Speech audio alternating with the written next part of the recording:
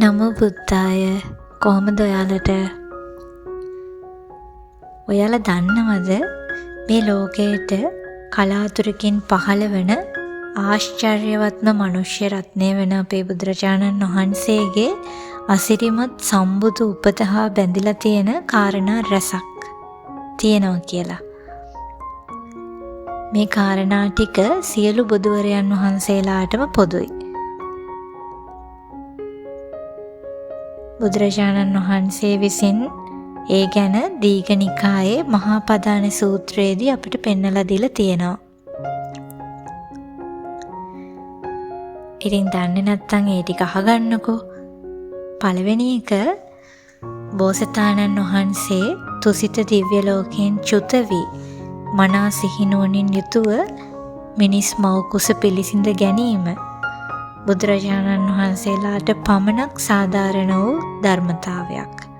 දෙක, බෝසතාණන් වහන්සේ මිනිස් මව් කුස පිළිසිඳ ගන්නා අවස්ථාවේදී දසදහසක් ලෝක ධාතුව පුරාවටම මහත් වූ ආලෝකයක් පැතිරෙනවා. ඒ ආලෝකයෙන් ඝන අන්ධකාරයේ පවතින ලෝකාන්තරික නිරය පවා ආලෝකමත් වෙනවා. එවිටෙහි සිටින නිරිසතුන් අපි වගේම තවත් අය මේ නිරයේ දුක් විඳිමින් සිටිනවා නොවේද කියලා දැනගන්නවා.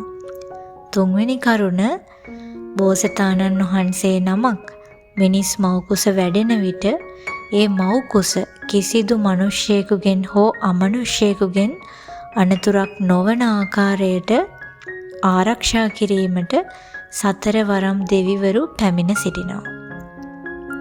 4, බෝසතාණන් වහන්සේ නමක් මිනිස් මව් කුස පිළිසිඳ ගැනීමෙන් අනතුරුව ඒ බෝසත් මව උතුම් පංචශීලයෙන් යුතු ප්‍රകൃතියෙන්ම සිල්වත් තැනැත්තියක් බවට පත් වෙනවා. 5, බෝසතාණන් වහන්සේ නමක් මව් කුස පිළිසිඳගත් මොහොතේ පටන් ඒ බෝසත් මව විරාගී සිටිවිලි ඇති තැනැත්තියක් බවට નિરાයාසයෙන්ම පත් වෙනවා. ඒ නිසා කිසිදු පුරුෂයෙකුට ඒ කාලය තුල ඇයව රාග සිතින් ඇසුරු කරන්න බෑ. අංක 6 තමයි බෝසතාණන් වහන්සේ මව් කුස පිළිසිඳගත් දින සිට බෝසත් මවගේ ඇසට ප්‍රියමනාප රූපත්, කනට ප්‍රියමනාප මිහිරි සද්දත්, නාසයට ප්‍රියමනාප ගඳ සුවඳත්, දිවට ප්‍රියමනාප රසත්, කයට ප්‍රියමනාප පහසත් වගේම මනසට හිතේ සතුට ඇති කරන ප්‍රියමනාප සිතුවිලිම ලැබෙනවා. අංක 7, බෝසතාණන් වහන්සේ මව් කුස පිළිසිඳගත් දවසේ පටන්ම ඒ මවට කිසිදු රෝග පීඩාවක් වැළඳෙන්නේ නැහැ. ඒ විතරක් නෙවෙයි, බෝසත් මවට තම කුසේ සිටින දරුවා රන් පළසක තැබූ මණිකක් ලෙසින් දැක ගන්න පුළුවන්. 8 වෙනි කරුණ, බෝසතාණන් වහන්සේ මිනිස් මව් කුසින් ලෝකයට බිහි වී හරියටම දවස් 7කින් බෝසත් මව කලුරිය කරනවා. කලුරිය කොට සියලුම බෝසත් මව්වරුන් තුසිත දිව්‍ය ලෝකයේ උපත ලබනවා. 9 වෙනි කරුණ, බෝසත් මව්වරුන් විසින් දරුවා බිහි කරන්නේ හරියටම මාස 10ක් මව් කුසේ පෝෂණය කිරීමෙන් අනතුරුවයි. 10 වෙනි කරුණ, සාමාන්‍යයෙන් කාන්තාවන් විසින් දරුවන් බිහි කරන්නේ ඉඳගෙන සිටින ඉරියව්වෙන් හෝ නිදාගෙන සිටින ඉරියව්වෙන්. නමුත් බෝසත් මව විසින් බෝසත් කුමරා ලෝකයට බිහි කරනු ලබන්නේ සිටගෙනයි.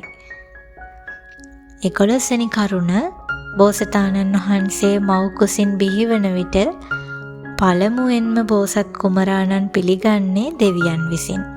මිනිසුන්ගේ අතට ලැබෙන්නේ ඊට පස්සේ.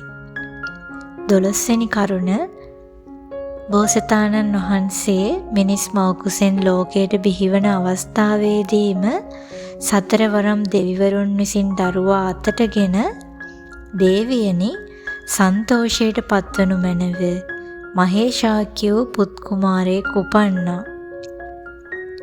අත්තමනා දේවි හේතු අபிසන්තෝ පුත්තෝ uppannෝ යයි පවසති. 13 වෙනි කරුණ බෝසතාණන් වහන්සේ මිනිස් මව් කුසින් ලෝකයට බිහිවන්නේ ඊ타මත්ම පිරිසිදු ලෙසටයි. 14 බෝසතාණන් වහන්සේ මිනිස් මව් කුසින් උපදින විට අහසින් ඇල්දිය හා උණුදිය දහරා දෙකක් මතුවී බෝසතාණන් වහන්සේව සහ බෝසත් මව දියෙන් පිරිසිදු වෙනවා. 15 බෝසතාණන් වහන්සේලා ඉපදුණු පසුව උතුරු දිශාවට පියවර 7ක් ගමන් කොට මේ ගාථාව පවසනවා.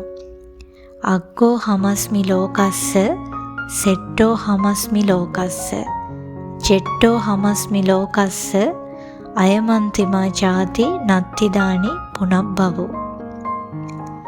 16 වෙනි කරුණ බෝසතාණන් වහන්සේ මිනිස් මව් කුසින් බිහිවීමත් සමගම දසදහසක් ලෝක ධාතු පුරාවට මහත් වූ ආලෝකයක් පැතිරී යනවා. පෙර මෙන්ම ඝන අන්ධකාරයේ පවතින ලෝකාන්තරික නිරය පවා එම ආලෝකයෙන් ආලෝකමත් වී යනවා. එයත් බෝසතාණන් වහන්සේලාට පමණක් සීමා වූ ධර්මතාවයක්. මහා පුරිස ලක්ෂණ 32කින් යුතුව මිනිස් මව් කුසින් මේ ලෝකයට බිහිවන බෝසතාණන් වහන්සේලා හට සක්විති රජවීමේ වාසනා ගුණයක් තියෙනවා. නමුත් සම්බුද්ධත්වයේ පිණිස පාරමී ධර්මයන් සම්පූර්ණ කොට මේ විදිහට දසදහසක් ලෝක ධාතුවම ආලෝකවත් කරමින් ආශ්චර්යවත් සිදුවීම් රැසක් සමගින් මිනිස් ලෝකයේ උපත කරා එන බෝසතාණන් වහන්සේලා අනිවාර්යෙන්ම ඒ ජීවිතය තුළ ගුරු උපදේශ රහිතව චතුරාර්ය සත්‍ය අවබෝධ කොට සම්මා සම්බුද්ධත්වයට පත් වෙනවා. ඉතින් තුන් ලෝකයට පහළ වන අසහාය මුනි රජාණන් වන ඒ භාග්‍යවත් අරහත් සම්මා සම්බුදුරජාණන් වහන්සේව ඔබ මුළු හදවතින්ම සරණ යන්න. ඒ බුදුරජාණන් වහන්සේ වදාළ බියකරු සසර කතරින් එතෙර කරවන ශ්‍රී සද්ධර්මයත් ඒ ධර්මය අනුගමනය කොට ප්‍රතිඵල නෙළූ ශ්‍රාවක සංඝරත්නයත් මුළු හදවතින්ම සරණ යන්න. දුර්ලභ මිනිස් ජීවිතයක් ලබා මුළු හදවතින්ම තෙරුවන් සරණ යන්න ලැබීම අපට ලැබුණු ලොකු වාග්යක්. මුළු හදවතින්ම තෙරුවන් සරණ ගිය අපේ ගුණ සුවඳ දෙව්ලොවට පවා හමාගෙන යන බව නම් ඒකාන්තයි. හැමෝටම තෙරුවන් සරණයි.